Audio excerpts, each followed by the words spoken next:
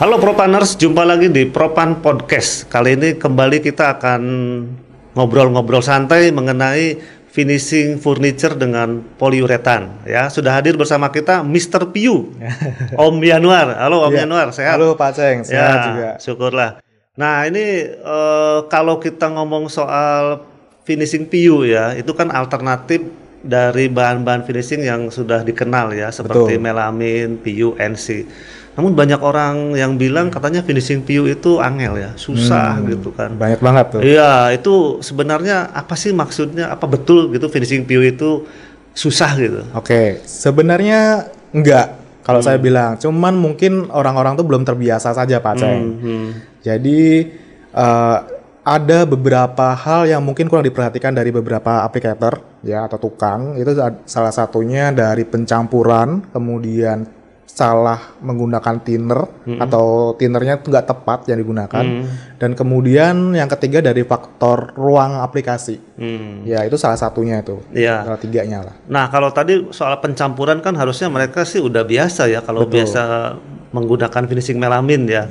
Kan melamin juga ada pencampurannya ya. Iya, ada obatnya. Ada obatnya kan sama. Cuman mungkin rasionya yang berbeda ya kan. Nah, melamin 91 mungkin Piyu bisa beda kan. Betul sekali. Nah, ini kalau soal thinner, kalau melamin itu kan thinnernya thinner Duko yang bisa dipakai ya, Totoler NC. Ini kalau Piyu apakah bisa menggunakan thinner NC atau Duko? Oke, jadi kalau finishing Piyu itu tidak disarankan menggunakan thinner selain thinner Piyu atau thinner Duko tadi atau thinner NC. Jadi thinner yang harus digunakan untuk finishing Piyu adalah thinner Piyu juga atau thinner poliuretan gitu. Karena memang ada Piyu itu sebenarnya sensitif. Piyu itu sensitif terhadap alkohol dan air. Ya, jadi thinner yang digunakan harus benar-benar 100% terbebas dari alkohol, ya, supaya tidak ada kontaminasi di dalamnya dan supaya hasil finishingnya juga maksimal. Itu ada tandanya nggak tuh kalau misalnya menggunakan thinner yang masih mengandung alkohol atau air gitu? Gampang. Jadi kalau mau dibedakan itu pertama dari baunya. Dari baunya tuh khas. Kalau thinner Piyu itu cenderung wangi lah orang-orang bilang ya, dibandingkan thinner NC atau thinner Duko-nya. Terus kemudian kalau kita raba, kita celupkan aja jari kita ke dalam thinnernya itu. Thinner Piyu itu nggak dingin. Gitu. Kalau alkohol kan cenderung agak dingin gitu ya kalau kita.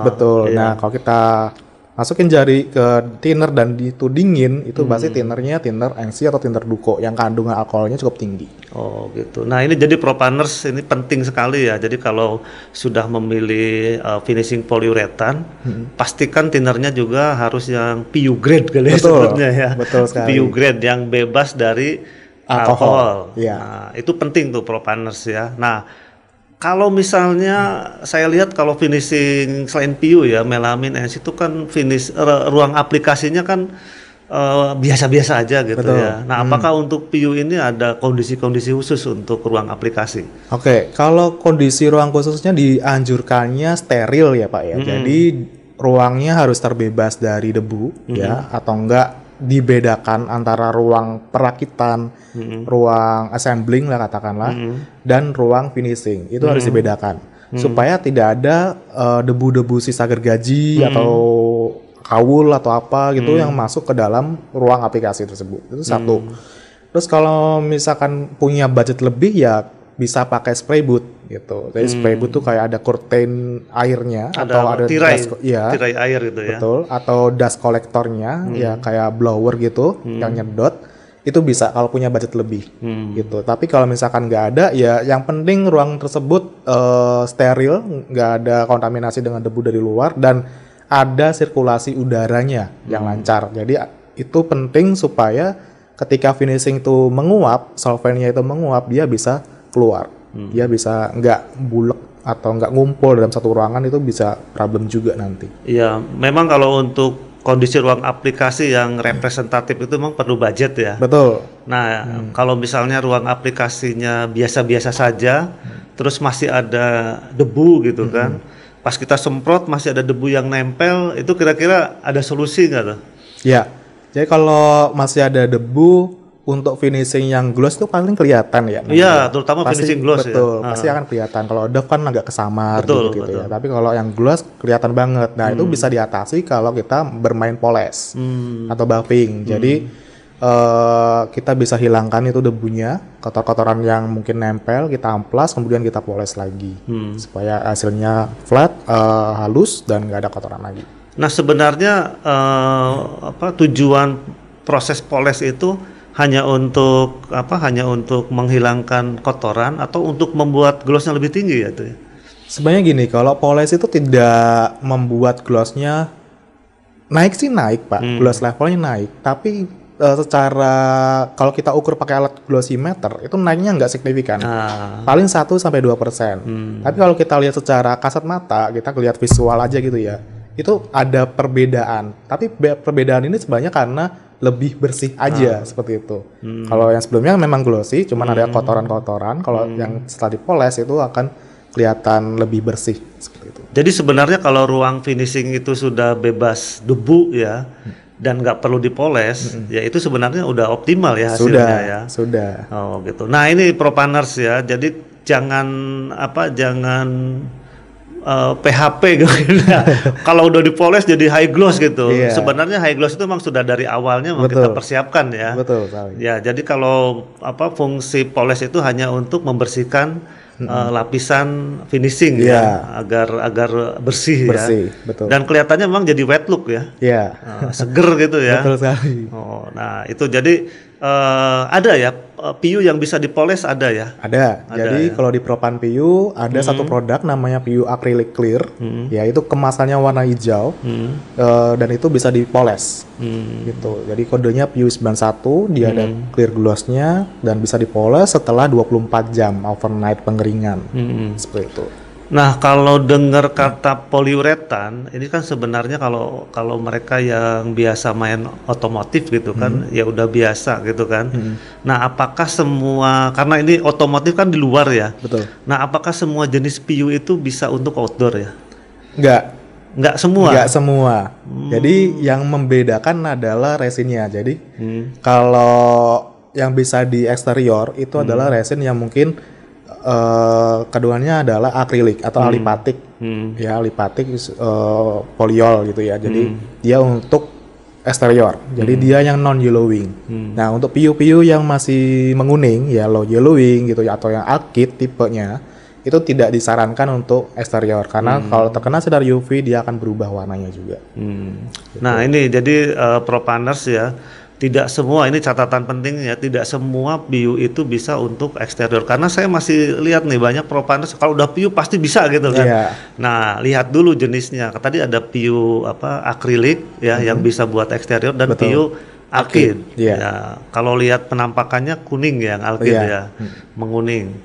Nah, oke. Jadi harus tepat ya memilihnya ya. Iya, betul sekali. Nah, kalau untuk thinnernya Propan sudah sediakan juga ya, thinner PU? Ada. Ada. Nanti keluar juga ada yang baru ya, thinner PU premiumnya nanti. Premiumnya juga, ya. betul. Oh, gitu ya. Oke, jadi untuk kadangkala kan finishing, kalau kita melakukan proses finishing kadang-kadang dikejar waktu ya.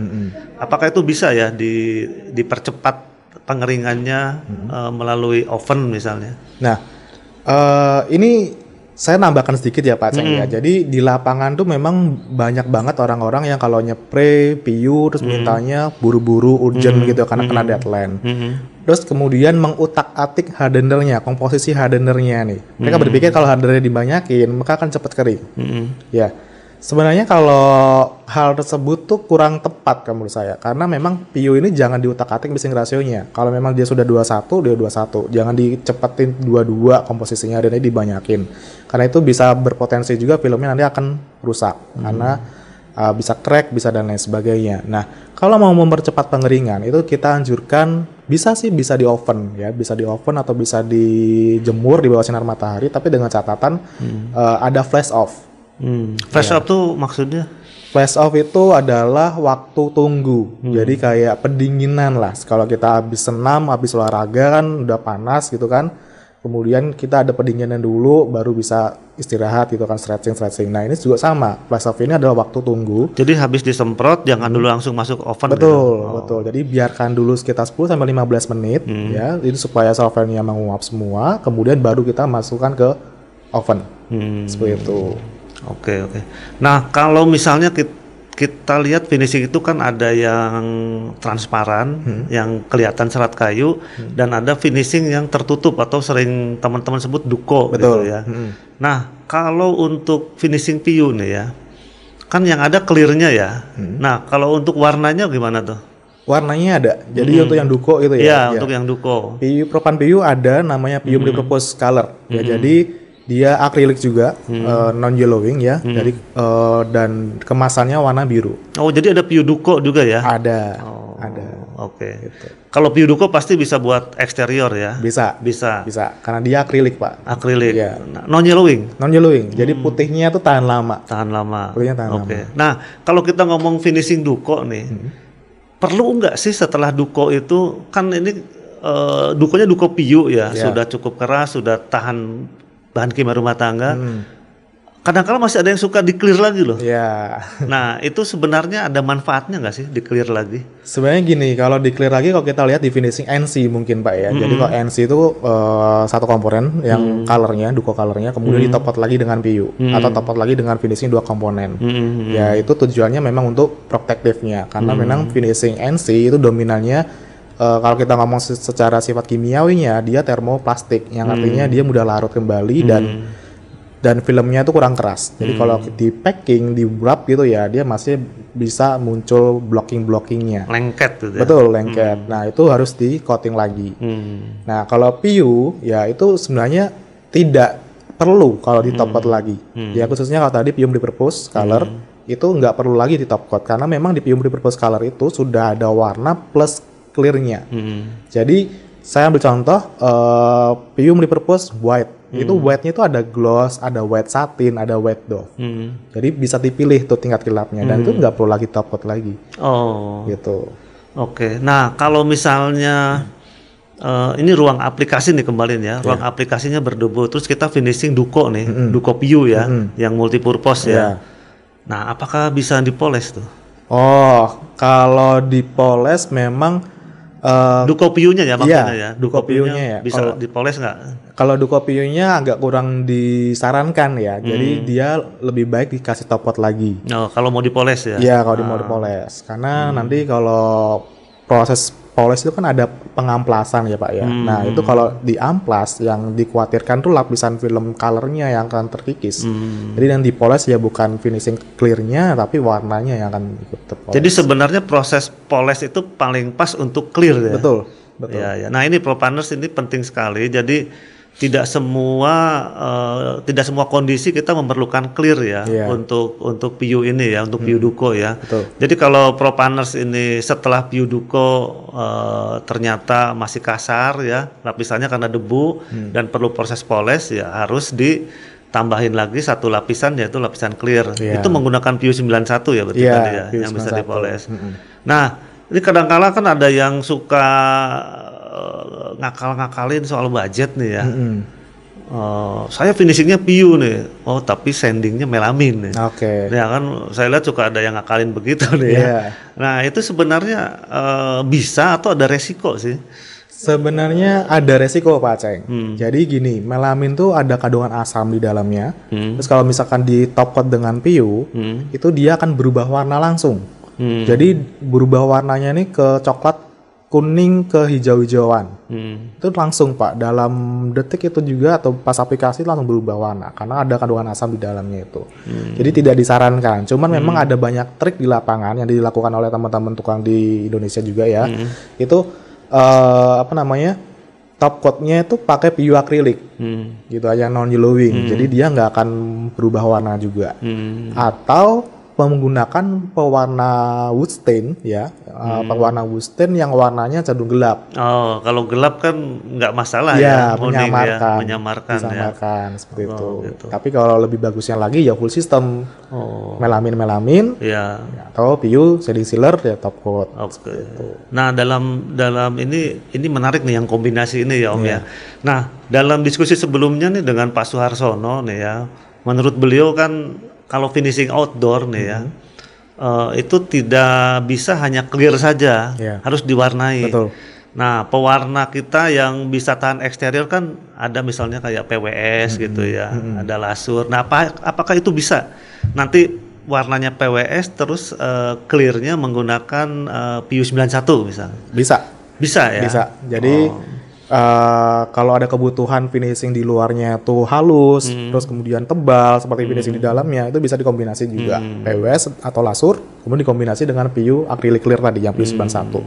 Tapi kalau pakai lasur harus sabar kali ya? Iya, karena keringnya lama. Iya, karena itu berapa ya.